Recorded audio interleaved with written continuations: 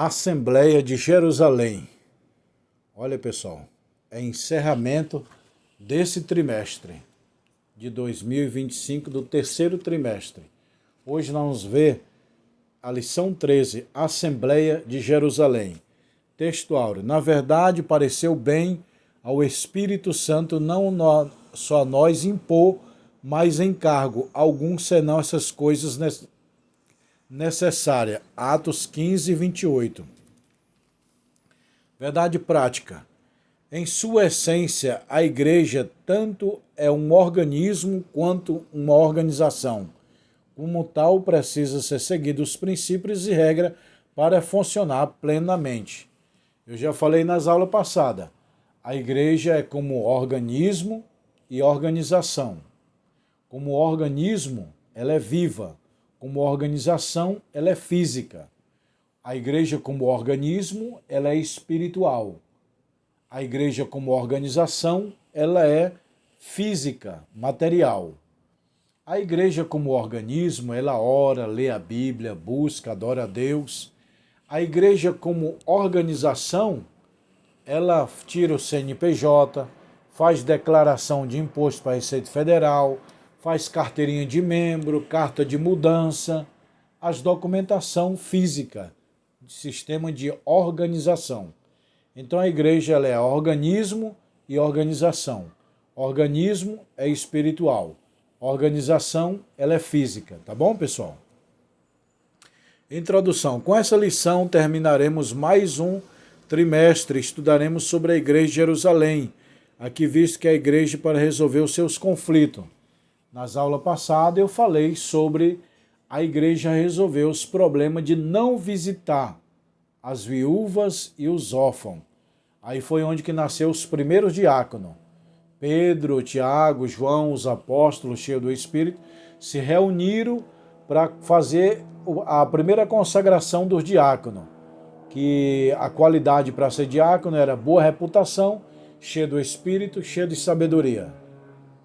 Aí um deles foi Estevão, foi um dos primeiros diáconos da igreja primitiva. Então a igreja agora ela está se reunindo em Jerusalém, chamado Assembleia de Jerusalém, para resolver questão doutrinária. Está aqui, ó. Na introdução vocês podem ver. Aí, pessoal, preste atenção. O primeiro concílio de Jerusalém se deu em Atos capítulo 15.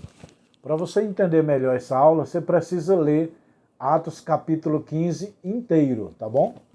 É o primeiro concílio que os apóstolos se reúnem para tratar questão doutrinária. É como se fosse hoje. Hoje dá o nome de Convenção Geral das Assembleias de Deus do Brasil, CGADB. Eu estou aqui, ó, 15 minutos da sede da Assembleia de Deus do Belém, onde eu me formei bacharel em teologia, onde eu fui formado lá, e lá teve a última convenção geral da Assembleia de Deus do Ministério do Belém, CGADB. Aí depois tem a CONAMAD, Convenção da Assembleia de Deus do Ministério Madureira. Então essas convenções aí, a CGADB nasceu em 1930, 1931, foi o ano de nascimento da CGADB. Então hoje dá o nome de Convenção Geral, mas aqui na Bíblia dá o nome de Primeiro Concílio de Jerusalém, Assembleia de Jerusalém. Em Atos 15 está o nome Concílio, é o primeiro concílio dos apóstolos. Hoje como se fosse a Convenção Geral, tá bom, pessoal? A questão a resolver foi doutrinária. A questão do primeiro concílio foi doutrinária. Eu vou ler aqui para vocês. Relato missionário.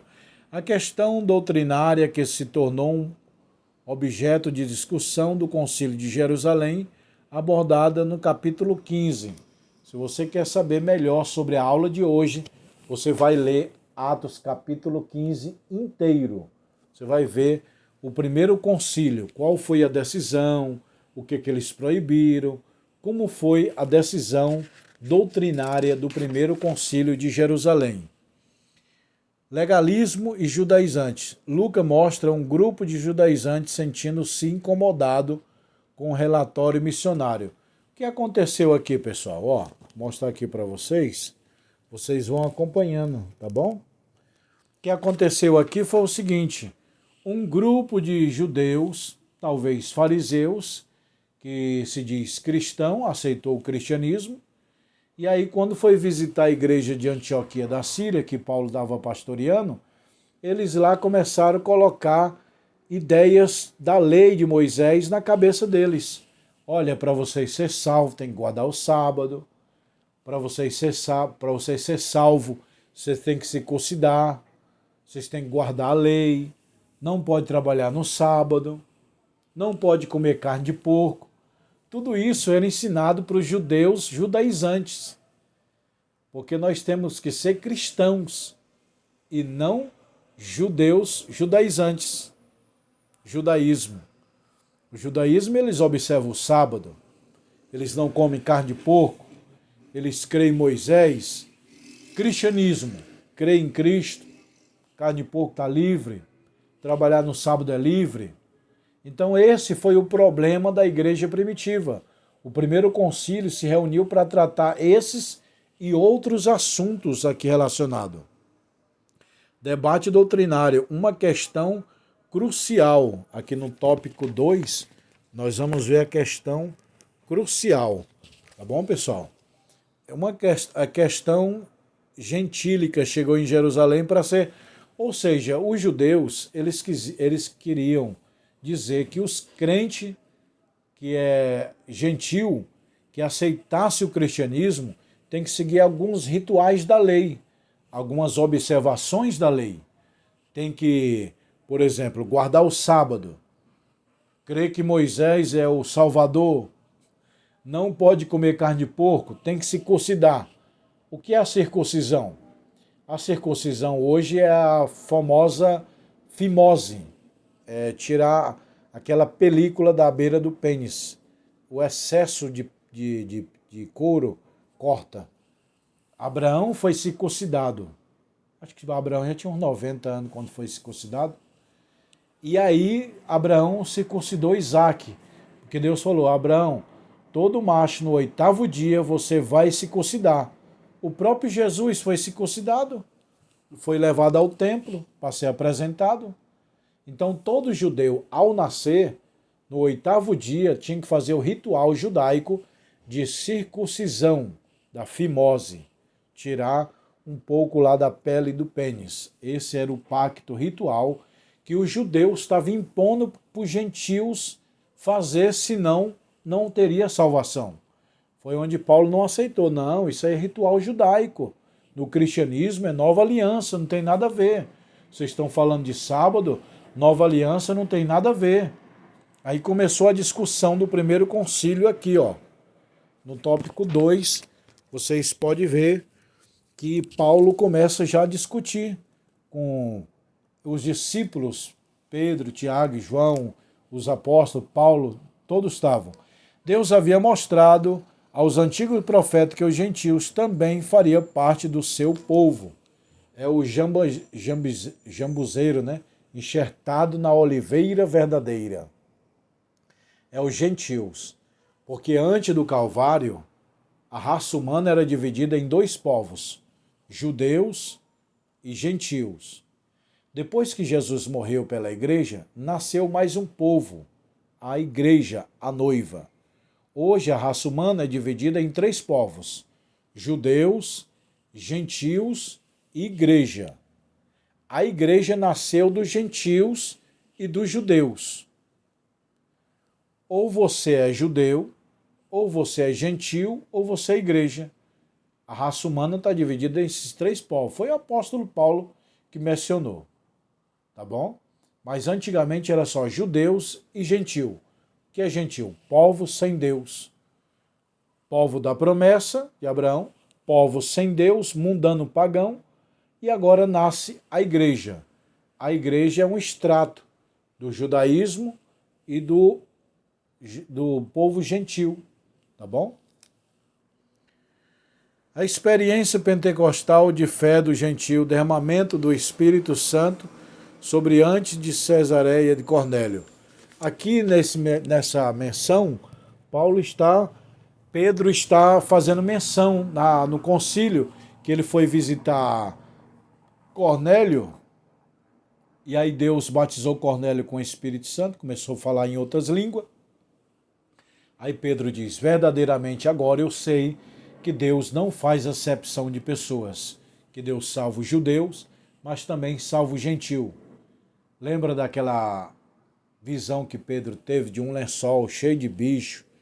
Aí uma voz: mata e come, Pedro. Não, de forma nenhuma, porque eu sou judeu, esses bichos são impuros. Aí Deus fala: não chama de impuro o que eu já purifiquei. Esses bichos que vocês estão chamando de impuros são os gentios, que agora eu quero salvar os gentios, e todos aqueles que crêem no meu nome vai ser feito filho de Deus. Aí Pedro, quando pega para Cornélio, que Cornélio era gentil, agora Cornélio vira a igreja, tá vendo? Os três povos. Pedro era judeu, Cornélio era gentil. Ao aceitar Jesus, Cornélio se torna igreja de Cristo. Aí Pedro diz: agora eu sei que Deus não faz acepção de pessoas, que Deus salva tanto os judeus como o gentil também. E ainda mais, ele batiza com o Espírito Santo. Eita glória! A fundamentação profética da fé gentílica, enquanto Pedro recorreu à experiência do Pentecoste como sinal, foi Pedro que estava começando a dizer: pessoal, aconteceu a experiência comigo, pessoalmente, e eu fui na casa de Cornélio, orei por ele, Deus batizou com o Espírito Santo. A decisão de Jerusalém, o Espírito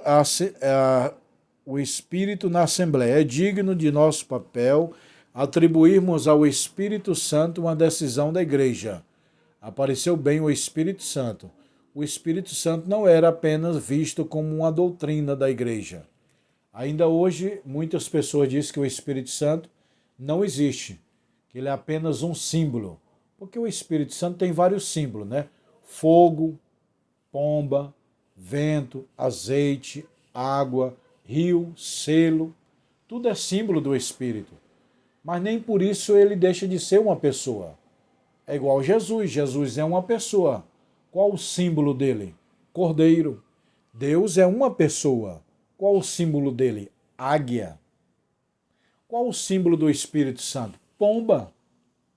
Então, o Espírito Santo, ele tem vários símbolos, não que isso não desfaz da personalidade dele. Ele tem uma personalidade própria. Lembra de Gênesis? O Espírito de Deus se movia sobre a face das águas. Então o Espírito Santo é criador. Lembra de Gênesis 1:26? Façamos o homem. Ali foi a Trindade, Pai, Filho e Espírito Santo. O Espírito Santo, junto com Jesus, a Trindade, fizeram o homem junto. Quem fez o homem não foi só o Pai, só Deus. Foi o Pai, o Filho e o Espírito Santo. Façamos o homem à nossa imagem. Os três fizeram. Inclusive, o Espírito Santo criou Adão. Lembra da Torre de Babel? Desçamos e confundamos. Quem é desçamos? A Trindade. A Trindade desceu para confundir a língua do homem. É o Pai, Filho e Espírito Santo. Depois que o homem peca, aí Deus fala: eis que o homem é como um de nós, sabendo o bem e o mal. Um de nós quem? A Trindade. Pai, Filho e Espírito Santo. Então a igreja primitiva entendia que o Espírito Santo é uma pessoa. No livro de Atos, capítulo 13, o Espírito Santo fala assim para a igreja: separa para mim Saulo e Barnabé para a obra que eu tenho separado. O Espírito Santo fala e administra em Atos. Então, aqui nessa revista, nós vamos ver que o Espírito Santo, ele é uma pessoa. Lá em Apocalipse também está dizendo: quem tem ouvido, ouça o que o Espírito diz às igrejas. Em Atos 13, como eu falei, ele fala, a igreja estava se reunindo em oração, aí Deus usa, o Espírito Santo usa uma pessoa e fala: separa para mim Saulo e Barnabé para a obra que eu tenho separado. Então o Espírito Santo fala, organiza, se entristece, move, pensa, age. Entendeu, pessoal? Orientação do Espírito Santo na Assembleia. Tanto o texto de Atos 15, 28, Não nos diz que foi feito. O Espírito Santo colocou no coração dos apóstolos. Faz isso, faz aquilo, proíbe isso. O Espírito Santo guiou. O Espírito Santo, como diz a palavra, inspirou os apóstolos a que decisão tomar no primeiro concílio da Igreja de Jerusalém. E qual é o parecer final da Assembleia? Depois de intensos debates, parece a Assembleia de Jerusalém que os gentios viriam a se abster das coisas sacrificadas aos ídolos. Aqui, ó. Aqui já está no último tópico. Preste atenção que eu vou explicar para vocês. O que foi proibido? Foi proibido as coisas sacrificadas aos ídolos. Roma matava boi e oferecia a Satanás. Depois colocava nos açougues essas carnes para vender e os cristãos iam comprar. Aí Paulo falou, os apóstolos, vocês têm que não comer carne sacrificada a demônio, não. A ídolos. Vocês têm que comer carne normal, não sacrificada. Então, já pensou o macumbeiro apresentando um boi a Satanás, aí faz um churrasco e te oferece um prato? Você vai comer? Não. Foi isso que o primeiro concílio de Jerusalém reprovou. Não pode comer carne sacrificada, coisas consagradas a ídolos, a demônios. E também ficou proibido carne sufocada. Tem dois meios de matar o animal. Com a faca, para o sangue derramar, ou sufocar. A minha mãe lá no norte, ela matava muita galinha. Enfiava a faca aqui, aí saía sangue. Tem gente que só torce o pescoço, a galinha morre sufocada. Aí os apóstolos falaram, carne sufocada é proibido, não pode. Deus falou para Noé, Noé, você mata o animal e come, só não pode comer o sangue, porque o sangue é vida. Deus é contra comer sangue. Entendeu, pessoal? Deus é a favor que você mata o bicho e come, mas não o sangue, porque o sangue é a vida do animal. Então, o primeiro concílio proibiu a igreja primitiva de comer carne sufocada, carne com sangue, sarapatel. Sarapatel é o sangue, e o sangue, pela Bíblia, é condenação, não pode comer. E os crentes também ficou informados sobre a fornicação. O que é fornicação? Sexo antes do casamento. O sexo antes do casamento é pecado. Fora do casamento é pecado. E deixar de fazer sexo no casamento também é pecado. Vocês entenderam aí, pessoal? Sexo fora do casamento é pecado. Sexo antes do casamento é pecado. E deixar de fazer sexo dentro do próprio casamento também é pecado. Então, os apóstolos da igreja primitiva estavam se reunindo para tratar desse assunto. As coisas sacrificadas aos ídolos não pode. As carnes sufocadas com sangue também não pode.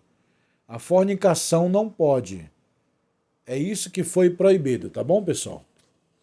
Conclusão, a igreja sempre esteve desafiada a enfrentar problema. A igreja enfrentou o problema lá no início, levantou o diácono, aí agora ela tem um novo problema doutrinário.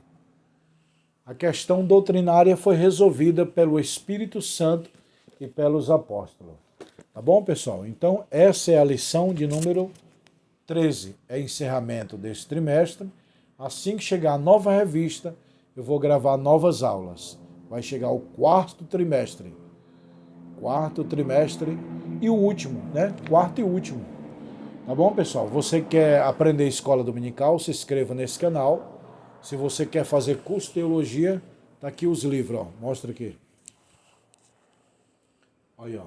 Teologia, cristologia, pneumatologia, angelologia, antropologia. Ó, 20 livros é o básico, 40 livros é o bacharel. Tem anel de formatura, anel fino e anel grosso. Anel é a parte, tá bom, pessoal? Eu quero o meu anel, tá aqui, ó. E o anel vem assim, na caixinha, ó. Aí tem o canudo de formatura, outro anel lá embaixo.